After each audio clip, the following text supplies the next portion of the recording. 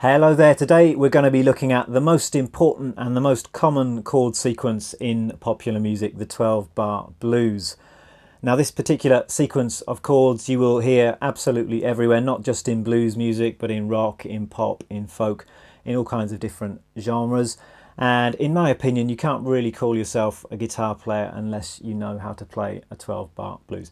Even if you aspire mainly to play doom metal or something like that, you still need to know how to play a blues. So I'm going to play one for you now, and I'm sure it's a sound that you're going to recognise.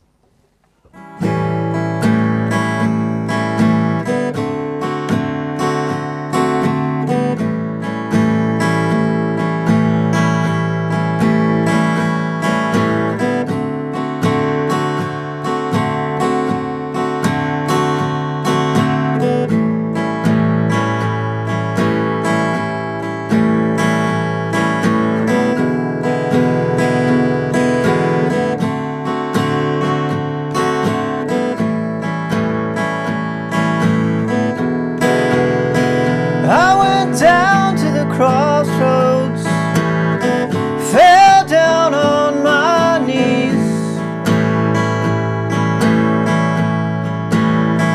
I went down to the crossroads, fell down on my knees.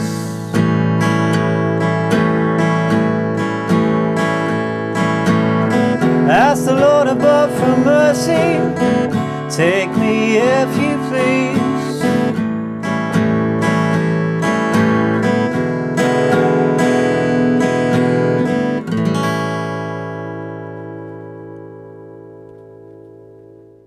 So there we have it. That's what a 12-bar blues sounds like. I actually just played the whole progression through twice. I played it once just with the guitar, then I added in some words from Robert Johnson's Crossroads Blues, which is one of the most famous 12-bar blues there is, just so you can hear how it works in a kind of song context.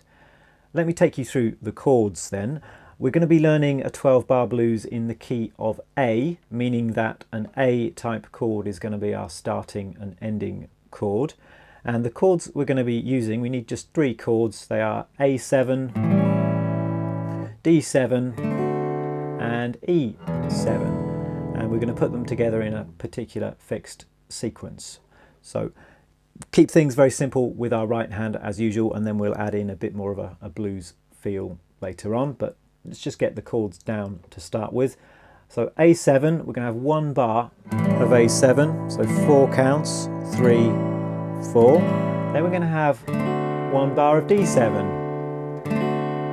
Then we're back to A7 for another 2 bars, 3, 4, 1, 2, 3, 4. Then to D7 again for 2 bars, 3, 4, 1, 2, 3, 4. Back to A7 for 2 bars, 2, 3, 4, 1, 2, 3, 4. Now to E7, just for 1 bar, 2, 3, 4. D7 for 1 bar, 2, 3, 4, and back home to A7. So 1 bar, 3, 4, and then finally just a bar of E7.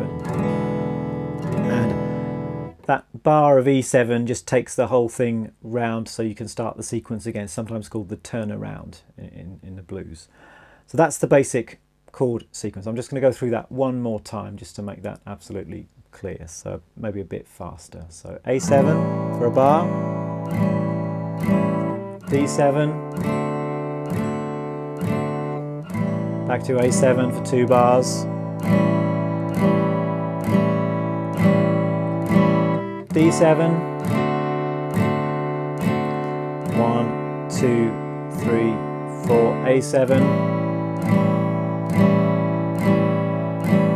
and the last 4 bars we've got E7 for a bar,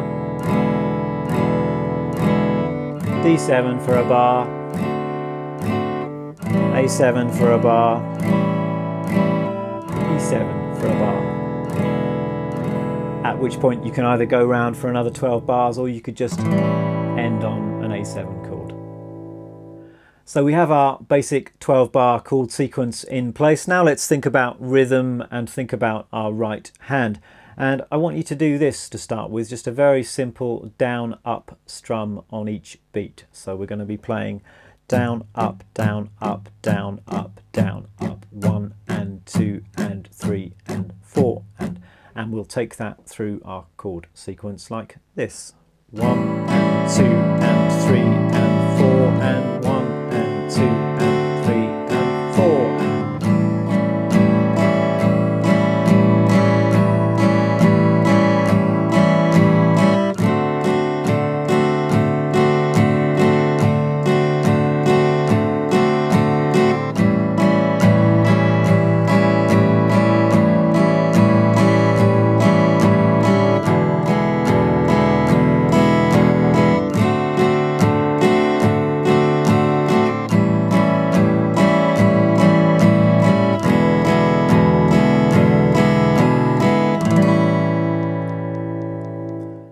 So that right hand pattern seems to work quite well. It sounds good, but if you want an even more authentic blues sound, you could try playing with what's called a swing feel, and that sounds like this. And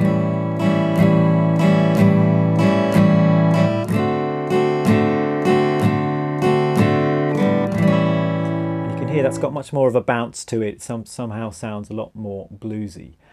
And I think the best way to try and achieve a swing feel is just to try and pick it up by ear. So you could just try and copy me and notice that I'm delaying my upward strum slightly. So instead of going down, up, down, up, down, up, down, up, I'm going down, up, down, up, down, up, down, up. And with any luck, this will be something you can pick up by ear, just copying the feel. Down, up, down.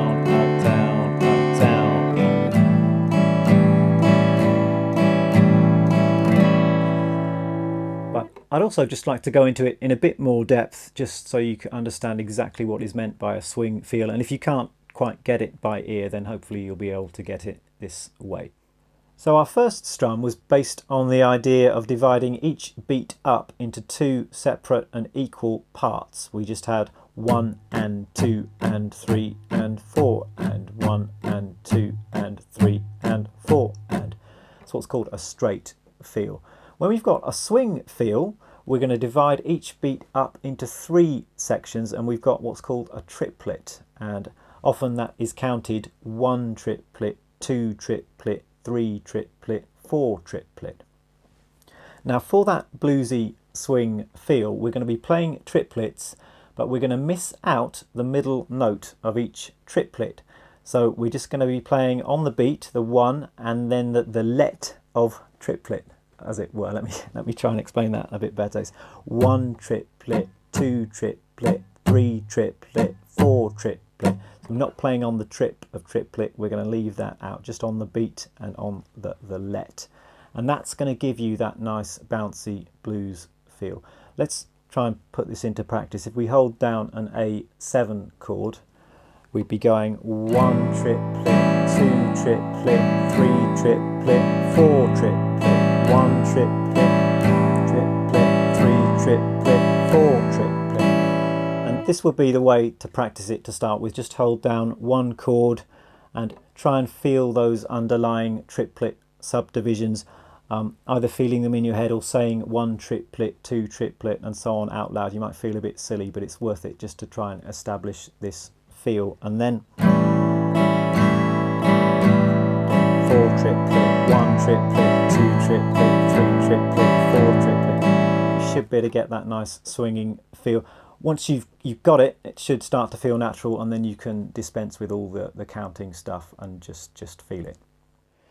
Well, that's it for another lesson. We've really covered a lot of ground in this lesson, so take your time absorbing all this information. We've learned how to play the 12-bar blues, and you should get that chord sequence memorized as soon as you can, just because it is so common and used in so many songs.